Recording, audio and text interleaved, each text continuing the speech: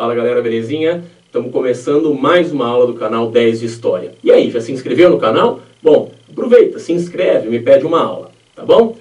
Essa aula aqui é sobre nazifascismo. Na verdade, a primeira parte, a teoria, para você entender esse pensamento. Na próxima aula, a gente vai falar da tomada do poder de Mussolini, Hitler, Salazar e Franco. Beleza?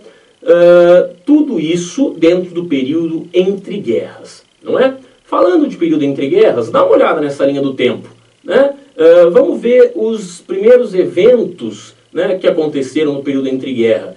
Primeiro, olha só que interessante, justamente Revolução Russa, que começa antes do fim da Primeira Guerra Mundial, é verdade, mas que se consolida depois da Primeira Guerra Mundial. Aí temos a ascensão do fascismo na Itália com Mussolini, depois o Salazar, né, em Portugal, Salazar que depois vai dar origem ao Estado Novo em Portugal, o Hitler em 1933 na Alemanha e logo depois a ascensão de Franco, né, e as falanges, né, o partido, a falange de Franco na Espanha. Tudo bem? Esses são os eventos para nós mais importantes do período entre guerras para esta aula de nazifascismo.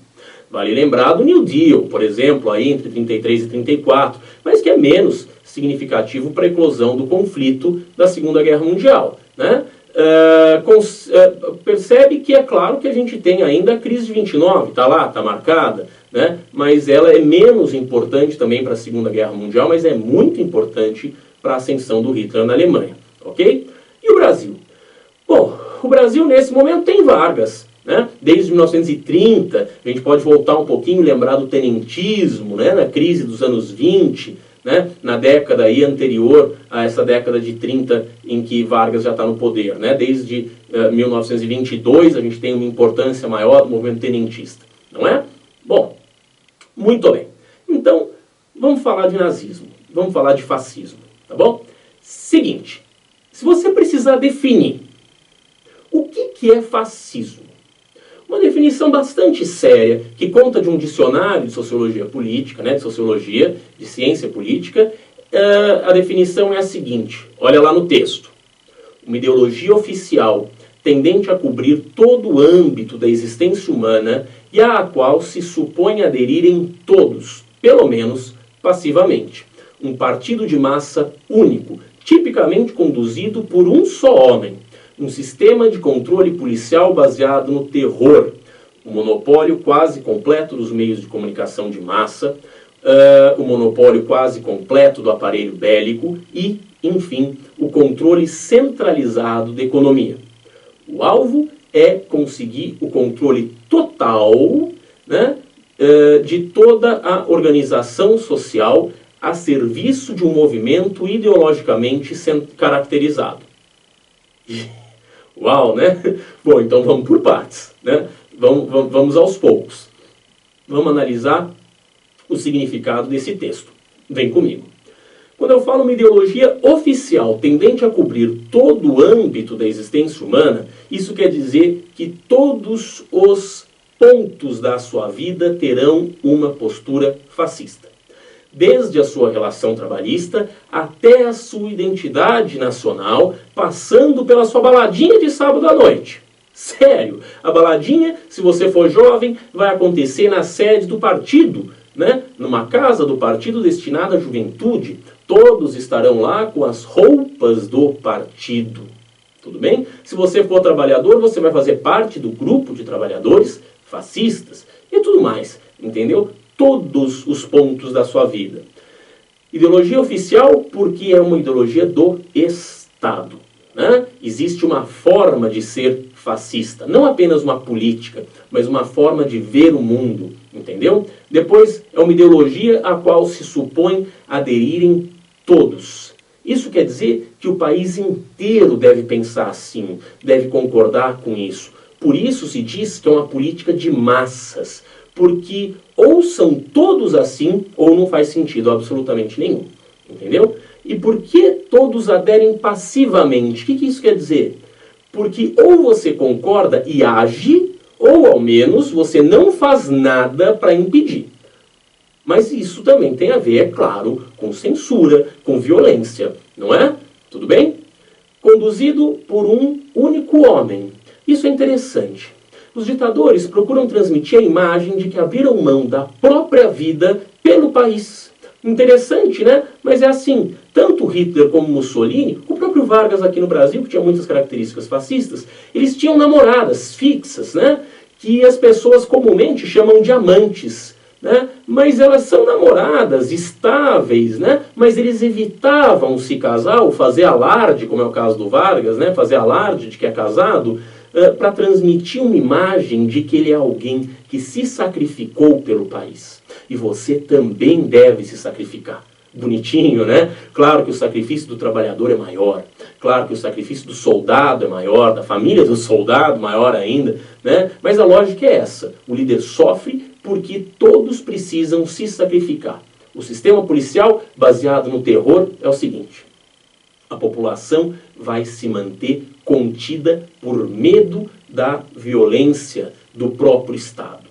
Isso quer dizer que se o Estado tiver que prender alguém, vai fazer isso com muito barulho, vai prender o cara de madrugada, com sirene e todas as coisas, né? Sabe por quê? Porque quer que todos saibam o que acontece com os opositores do regime. Que todos se sintam acuados, né? E sem coragem, portanto, de reagir. Entendeu? Vemos isso muito nos filmes, né? Embora exista uma polícia chamada secreta, todo mundo sabe que ela existe, né? Só chama secreta, mas todo mundo conhece a polícia secreta, né? A SA, a SS, a OVRA, né? No caso dos nazistas, né? A SA e a SS, né? O domínio quase completo dos meios de comunicação em massa. Isso daqui é para fazer propaganda do regime no rádio, no cinema, nos jornais. Propaganda é fundamental. Bertolt Brecht, um dramaturgo alemão do tempo de Hitler, tem um poema muito interessante sobre isso, veja só. Esse poema se chama A Necessidade de Propaganda, em que Brecht faz uma crítica ao fato da Alemanha ter uma propaganda muito boa que disfarça as mazelas do país. Veja lá. Um bom propagandista transforma um monte de esterco em local de veraneio. Quando não há manteiga, ele demonstra como um talhe esguio, ou seja, um cara muito magro, né, porque não come, né, faz um homem esbelto. Milhares de pessoas que o ouvem discorrer sobre as autoestradas alegram-se como se tivessem carros. Nos túmulos dos que morreram de fome ou em combates, ele planta louros, né, louro da vitória.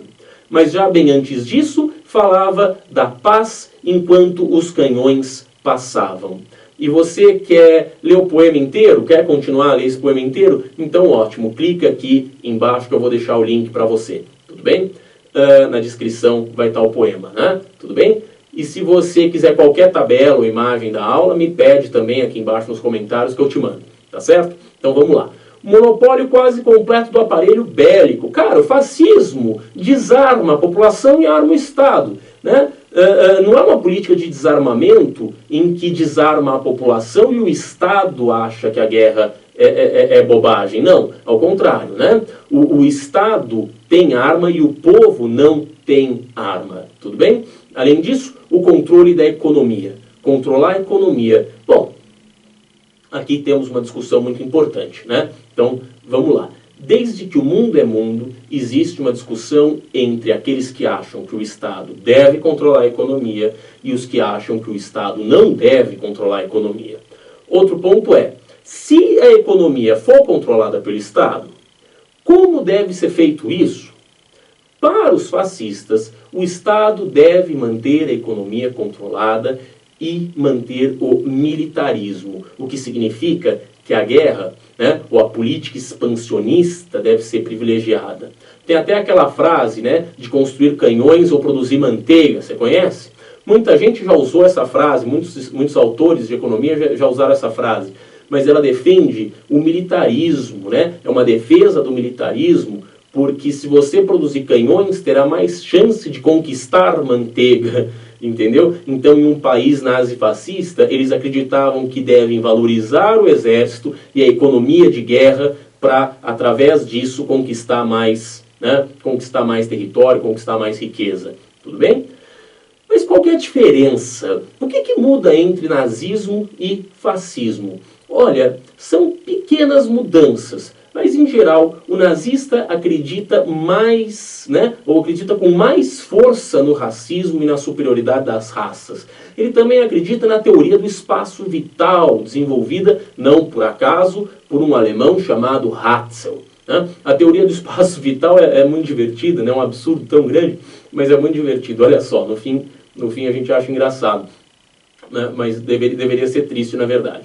Ela vai dizer o seguinte, a teoria do espaço vital diz que existe um coeficiente dado pelo potencial do povo, multiplicado pelo potencial do território e pela área do território. Isso determina o seguinte, não adianta um povo inferior ocupar um território enorme ou com um enorme potencial, enquanto um povo de enorme potencial fica exprimido em um território pequeno ou com um potencial pequeno. Entendeu? Para os alemães, o potencial deles é enorme e o território dele é muito limitado.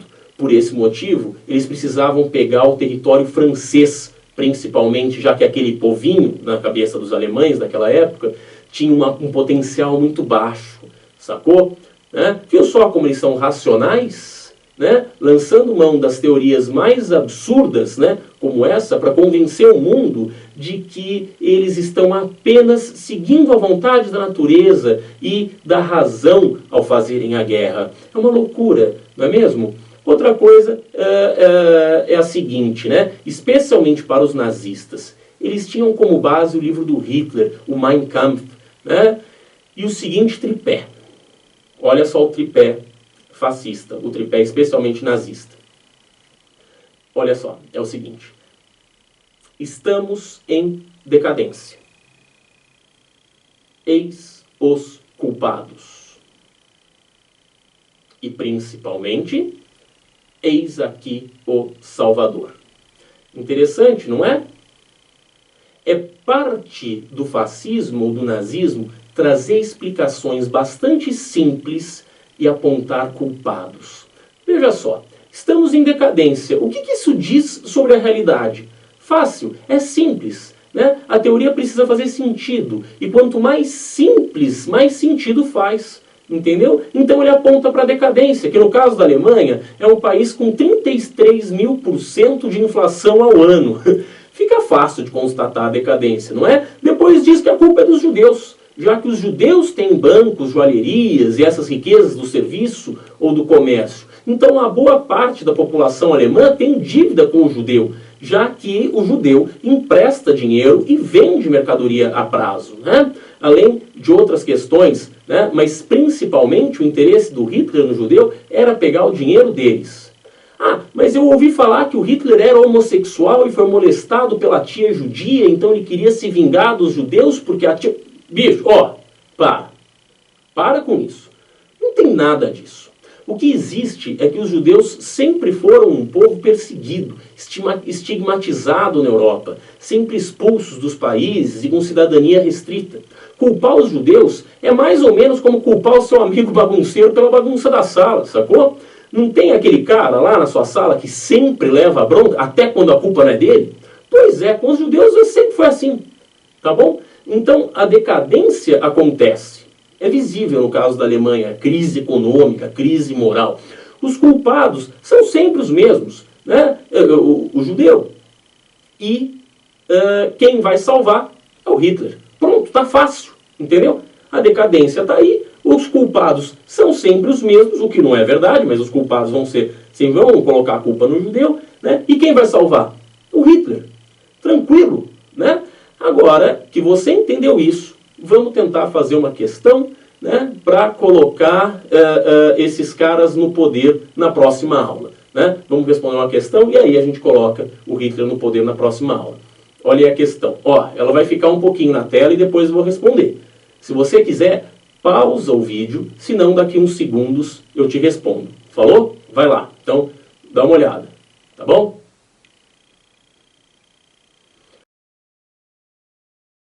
Ficamos com a alternativa A, não é mesmo? O sectarismo, ou seja, a separação, a violência, a intransigência, são marcas do pensamento totalitário. Tá? tá certo? Bom, galera, tô indo nessa. Se você quiser, já engata uma aula na outra. Já assiste aí o Hitler indo pro poder. Se não, a gente se vê depois, tá bom? Abraço, até mais.